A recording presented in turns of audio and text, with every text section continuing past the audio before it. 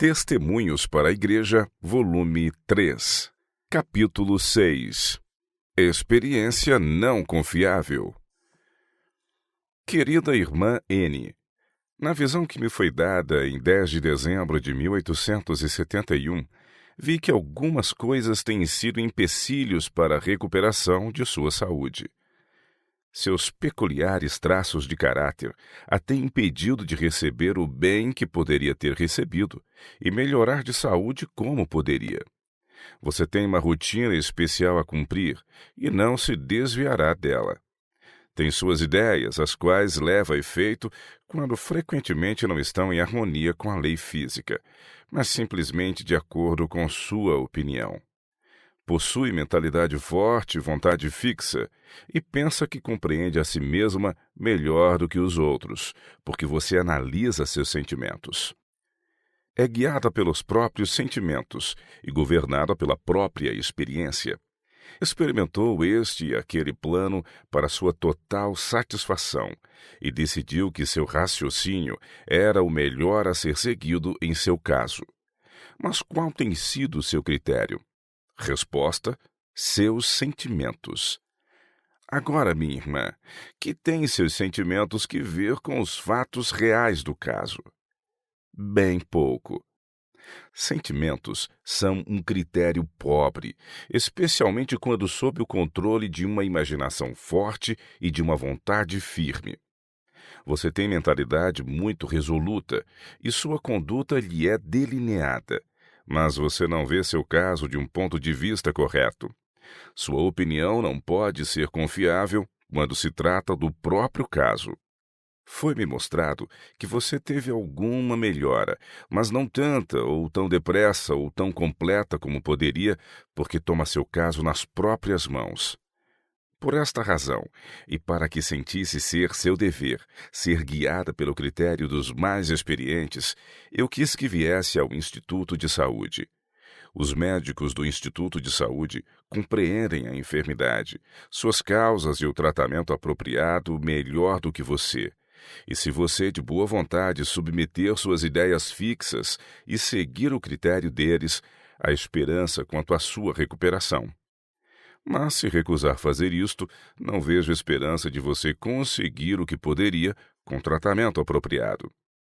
Como afirmei, você, minha irmã, confia na experiência. Sua experiência leva você a seguir certa conduta. Mas aquilo que muitos chamam de experiência não é experiência de modo algum. É simplesmente hábito ou mera condescendência, seguida cegamente e com frequência ignorantemente, com uma determinação firme, fixa e sem consideração inteligente ou pesquisa relativa às leis que atuarão na obtenção do resultado. Experiência real é uma diversidade de experimentos cuidadosos feitos com a mente despida de preconceito e não controlada por opiniões e hábitos previamente estabelecidos. Os resultados são anotados com cuidadoso esmero e desejo sério de aprender, de melhorar e de reformar todo hábito que não esteja em harmonia com as leis físicas e morais. A ideia de outros questionar o que você aprendeu por experiência lhe parece tolice e mesmo crueldade. Mas há mais erros recebidos e firmemente retidos de falsas ideias de experiência do que qualquer outra causa, pelo fato de que aquilo que é geralmente chamado experiência não é absolutamente experiência, porque nunca houve uma prova satisfatória por uma real verificação e pesquisa cabal, com conhecimento do princípio envolvido na ação. Sua experiência foi-me mostrada como não merecedora de confiança, porque se opõe à lei natural. Está em conflito com os imutáveis princípios da natureza. A superstição, minha querida irmã, que vem de uma imaginação doentia, lança-a em conflito com a ciência e os princípios. Qual deverá ser renunciado? Seus fortes preconceitos e ideias muito fixas acerca de qual o melhor procedimento a seguir, a seu próprio respeito por muito tempo, a detiveram do bem. Por anos compreendi seu caso, mas tenho me sentido incapaz de apresentar o assunto de modo tão claro que você o visse e compreendesse e pusesse em prática a luz que lhe foi concedida. Existem hoje muitos doentes que sempre assim permanecerão, porque não se convencem de que seu modo de viver não merece confiança. O cérebro é a capital do corpo, a sede de todas as forças nervosas e da ação mental. Os nervos procedentes do cérebro controlam o corpo. Pelos nervos do cérebro são transmitidas impressões mentais para todos os membros do corpo, como se fossem fios telegráficos, e eles controlam a ação vital de todas as partes do organismo. Todos os órgãos de movimento são governados pelas comunicações que recebem do cérebro. Se a mente está impressionada e convencida de que o banho lhe fará mal, a impressão mental é comunicada a todos os nervos do corpo. Os nervos controlam a circulação do sangue. Portanto, o sangue, através da impressão mental, é confinado aos vasos sanguíneos e perdem-se os bons efeitos do banho. Tudo isto se dá porque o sangue é impedido pela mente e a vontade de fluir prontamente e vir à superfície para estimular, despertar e promover a circulação. Suponhamos que você tenha a impressão de que, se tomar banho, sentirá frio. O cérebro manda essa informação aos nervos do corpo, e os vasos sanguíneos, em obediência à sua vontade, não podem realizar seu trabalho e promover uma reação após o banho. Não há razão na ciência ou na filosofia para se pensar que um banho ocasional, tomado com esmerado cuidado, não possa senão trazer-lhe benefício.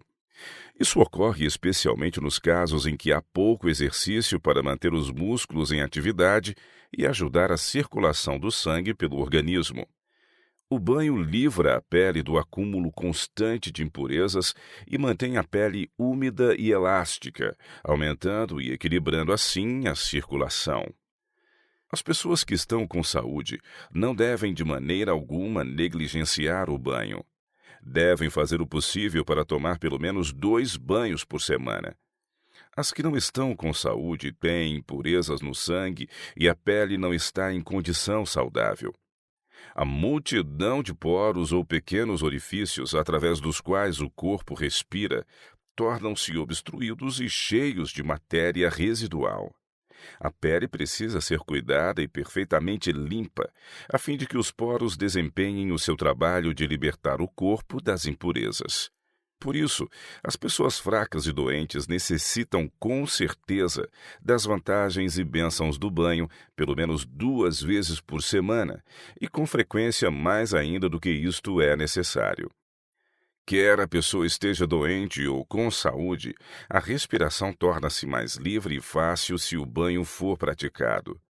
Por meio dele, os músculos tornam-se mais flexíveis, a mente e o corpo são igualmente revigorados, o intelecto torna-se mais lúcido e mais vigorosa cada faculdade.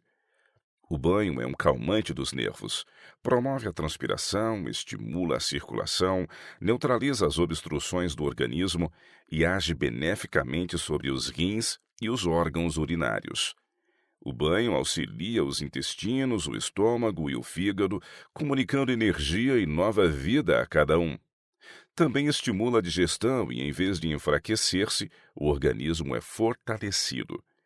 Em vez de aumentar a possibilidade de resfriado, um banho convenientemente tomado protege contra ele, pois a circulação é aumentada e os órgãos uterinos, que estão mais ou menos congestionados, são aliviados, pois o sangue é levado à superfície e se consegue um fluxo de sangue mais livre e mais regular através de todos os vasos sanguíneos. É dito que a experiência é a melhor mestra. Experiência genuína é, de fato, superior ao conhecimento livresco. Mas hábitos e costumes amarram homens e mulheres com cadeias de ferro e são geralmente justificados pela experiência, segundo o sentido comum do termo. Muitos têm maltratado a experiência preciosa. Têm se apegado a seus hábitos perniciosos, que estão decididamente enfraquecendo a saúde física, mental e moral, e quando a gente procura instruí-los, eles justificam sua conduta referindo-se à experiência. Mas a verdadeira experiência está em harmonia com a lei natural e a ciência. É aqui que temos encontrado as maiores dificuldades em questões religiosas. Os fatos mais simples podem ser apresentados, as verdades mais claras, sustentadas pela palavra de Deus, podem ser levadas à mente, mas o ouvido e o coração estão fechados, e o argumento todo convincente é: minha experiência. Alguns dirão: o Senhor me abençoou em crer e agir como eu faço, portanto não posso estar em erro. Apegam-se à minha experiência, e as verdades mais santificadoras da Bíblia são rejeitadas por causa daquilo que gostam de chamar de experiência. Muitos dos hábitos mais grosseiros são acariciados sob o pretexto de experiência. Muitos deixam de alcançar aquela melhora física, intelectual e moral que é seu privilégio e dever alcançar, porque insistem sobre a confiabilidade e segurança de sua experiência, embora esta suposta experiência seja contrária aos mais óbvios fatos revelados. Muitos homens e mulheres cujos hábitos errôneos destruíram sua construção e saúde são achados recomendando sua experiência como guia seguro para outros, quando é esta a mesma experiência que lhes roubou a vitalidade e a saúde. Muitos exemplos podem ser dados para mostrar como homens e mulheres têm sido enganados confiando em sua experiência. O Senhor, no princípio, fez o homem reto. Foi criado com a mente perfeitamente equilibrada, sendo o tamanho e a força de todos os órgãos perfeitamente desenvolvidos. Adão era um tipo perfeito de homem. Cada uma das qualidades da mente achava-se bem proporcionada, cada qual tendo uma função distinta, e, no entanto, todas eram interdependentes para seu pleno e apropriado uso. Foi permitido a Adão e Eva comer de todas as árvores do jardim, menos uma. O Senhor disse ao santo par: da árvore do conhecimento do bem e do mal não comerás, porque no dia em que dela comeres, certamente morrerás. Gênesis capítulo 2, verso 17. Eva foi enganada pela serpente a crer que Deus não faria como tinha dito. É certo que não morrereis, disse a serpente. Gênesis capítulo 3, verso 4. Eva comeu e imaginou que sentira as sensações de uma vida nova e mais elevada. Ela levou o fruto ao marido, e o que teve uma influência irresistível sobre ele foi a experiência dela. A serpente dissera que Eva não morreria, e ela não sentira nenhum mau efeito do fruto, nada que pudesse ser interpretado como morte, mas justamente como a serpente tinha dito, uma sensação agradável que ela imaginou ser como os anjos sentiam. Sua experiência se pôs contra o mandamento positivo de Jeová, e Adão se deixou seduzir pela experiência da esposa. Assim é com o mundo religioso em geral. Os mandamentos expressos de Deus são transgredidos e visto como se não executa logo juízo sobre a má obra. Por isso, o coração dos filhos dos homens está inteiramente disposto para praticar o mal. Eclesiastes capítulo 8, verso 11. Em face dos mais positivos mandamentos de Deus, homens e mulheres seguirão a própria inclinação e então ousam orar sobre o assunto para persuadir Deus a permitir-lhes ir contra a sua vontade expressa. O Senhor não se agrada com tais orações. Satanás se coloca ao lado de tais pessoas, como fez com Eva no jardim, e as impressiona, e eles têm uma agitação mental e isto interpretam como a experiência mais maravilhosa que o Senhor lhes deu. Uma experiência verdadeira estará em perfeita harmonia com a lei natural e divina. A experiência falsa se alinhará contra a ciência e os princípios de Jeová. O mundo religioso está coberto com um manto de trevas morais. Superstição e fanatismo controlam a mente de homens e mulheres e lhes cegam o raciocínio de modo que não discernem seu dever para com os semelhantes e seu dever de prestar obediência inquestionável à vontade de Deus. Balaão consultou a Deus se podia amaldiçoar a Israel, porque, assim fazendo, tinha a promessa de uma grande recompensa. E Deus disse: Não irás. Números capítulo 22, verso 12. Mas ele foi pressionado pelos mensageiros, e maiores incentivos foram apresentados.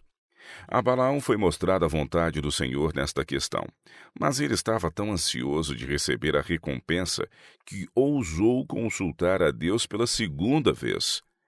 O Senhor permitiu que Balaão fosse, então ele teve uma experiência maravilhosa. Mas quem teria gostado de ser guiado por tal experiência? Há aqueles que compreenderiam seu dever claramente se estivesse em harmonia com suas inclinações naturais.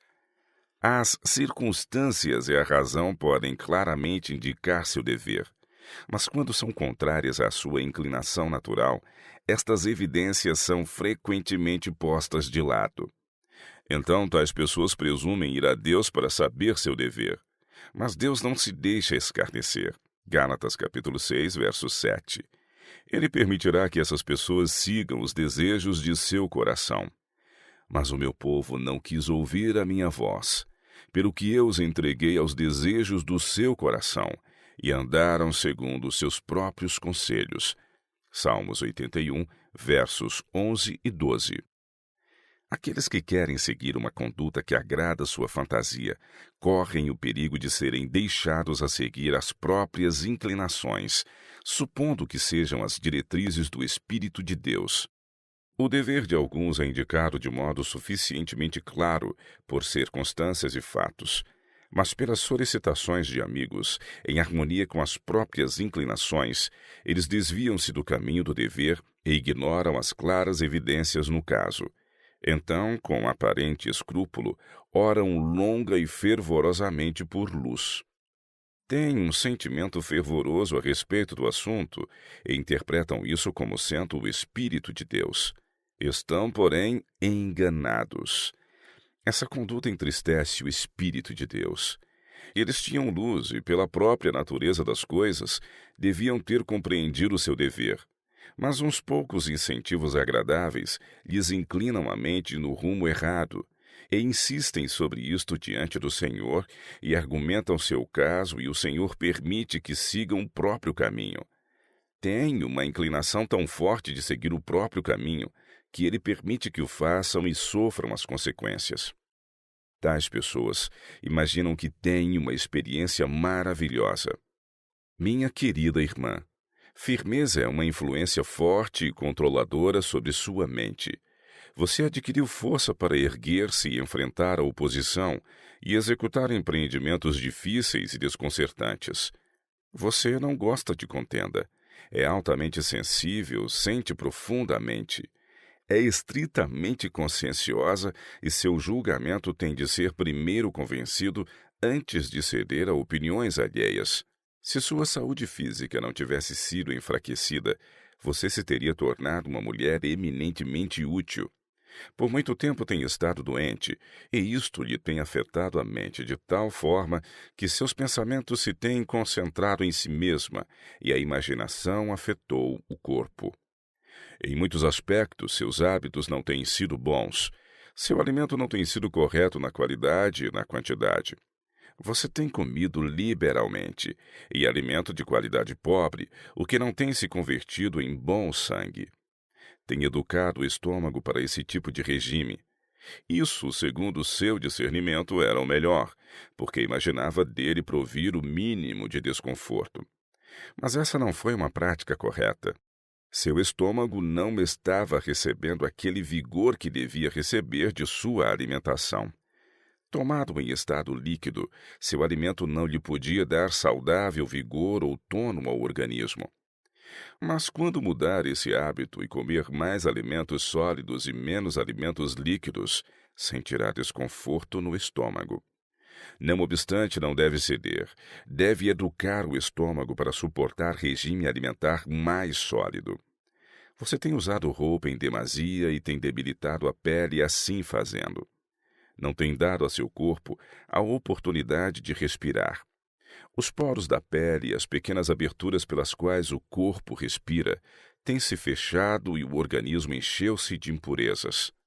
Seu hábito de passear a cavalo ao ar livre e ao sol tem sido benéfico, Sua vida ao ar livre a tem sustentado de modo a ter o grau de vigor físico que agora desfruta.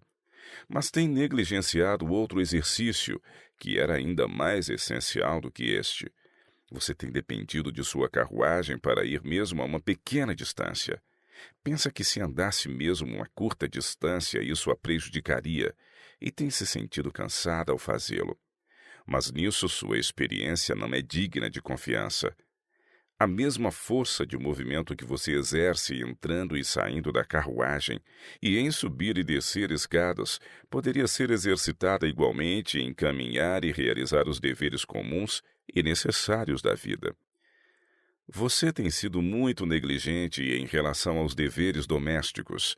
Não sente que poderia cuidar da roupa de seu marido ou de seu alimento.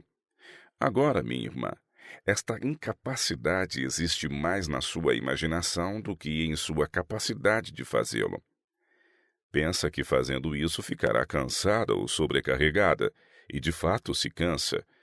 Mas você tem vigor que, se fosse posto em uso prático e econômico, realizaria muito bem e a faria muito mais útil e feliz. Você tem tanto pavor de tornar-se inválida que não tem exercido a força com que Deus a abençoou. Em muitas coisas você ajudou seu marido. Ao mesmo tempo, você tem abusado de sua paciência e força. Quando ele pensou que você poderia mudar alguns de seus hábitos e melhorar, você se ressentiu de que ele não compreendia seu caso. Suas amigas perceberam que você poderia ser mais útil em seu lar e não ser tão negligente. Isso a entristeceu. Você pensou que elas não compreendiam. Algumas pessoas têm imprudentemente forçado a opinião sobre você quanto a seu caso, e isso também a entristeceu. Você sentiu que Deus, em resposta à oração, a ajudaria, e deste modo tem sido ajudada muitas vezes. Mas não recuperou aquele vigor físico que era seu privilégio desfrutar, porque não tem feito sua parte. Não tem trabalhado em plena união com o Espírito de Deus. O Senhor lhe deu uma obra a fazer, a qual ele não se propõe fazer em seu lugar. Você deve agir movida por princípio, em harmonia com a lei natural, independente dos sentimentos. Deve começar a agir segundo a luz que Deus lhe deu. Talvez não lhe seja possível fazer tudo imediatamente, mas poderá fazer muito se ativar-se aos poucos, com fé, crendo que Deus será seu ajudador e que Ele a fortalecerá. Poderá fazer o exercício de andar e cumprindo seus deveres que exigem trabalho leve no seio da família e não dependendo tanto dos outros. A consciência de que você pode fazer algo lhe aumentará as forças. Se usasse mais as mãos e esforçasse menos o cérebro em fazer planos para outros, sua força física e mental aumentaria. Seu cérebro não é ocioso, mas não há um esforço correspondente por parte dos outros órgãos do corpo. O exercício, para lhe ser de positiva vantagem, deve ser sistematizado e levado a influir nos órgãos debilitados para que se possam fortalecer pelo uso. A cura do movimento, massagem, é grande vantagem a certa classe de pacientes enfraquecidos demais para o exercício.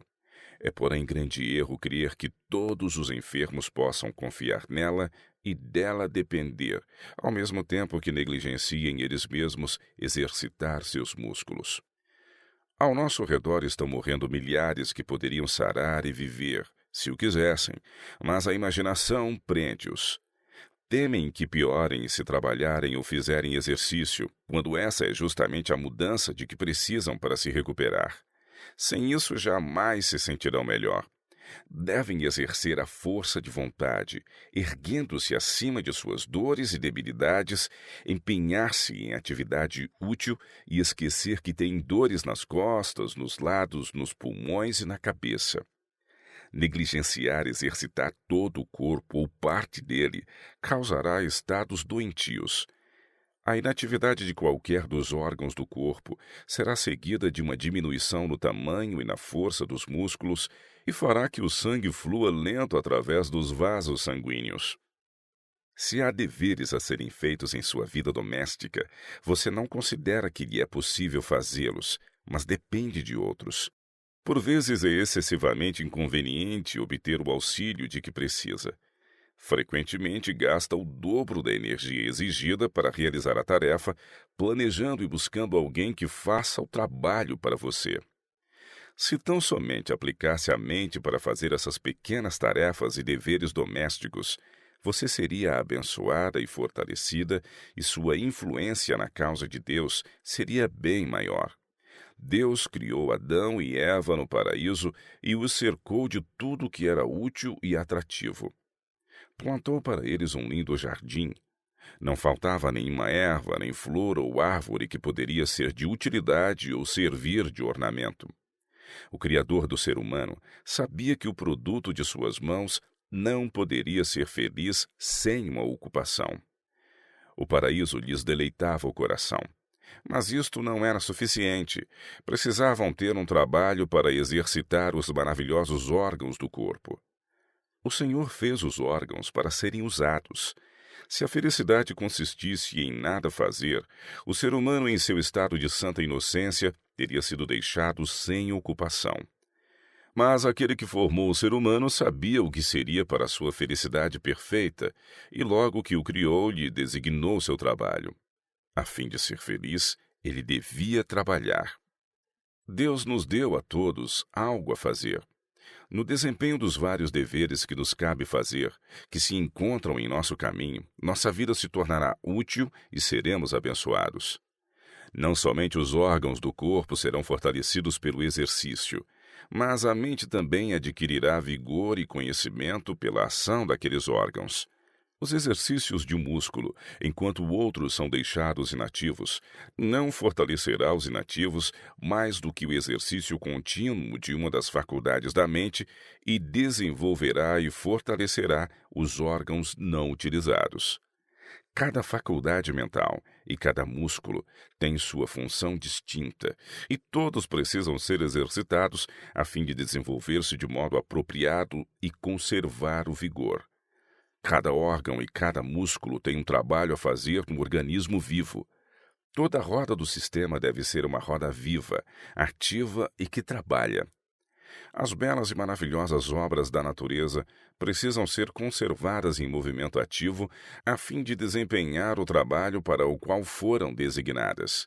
Cada faculdade tem uma influência sobre as outras, e todas precisam ser exercitadas para desenvolver-se de modo apropriado.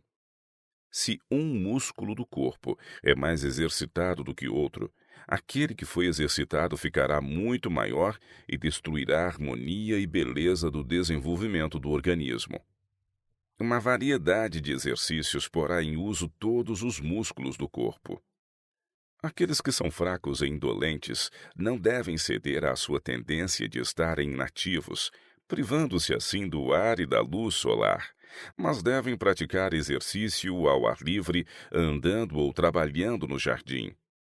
Eles se tornarão muitíssimo fatigados, mas isso não os prejudicará. Você, minha irmã, experimentará fadiga, contudo, isso não a prejudicará. Seu descanso será mais agradável. A inatividade enfraquece os órgãos que não são exercitados. E quando esses órgãos são utilizados, dor e fraqueza são experimentadas, pois os músculos se tornaram fracos. Não é prudente abandonar o uso de certos músculos porque se sente dor quando são exercitados. A dor é, em geral, causada pelo esforço da natureza para transmitir vida e vigor àquelas partes que se tornaram parcialmente sem vida por causa da inatividade.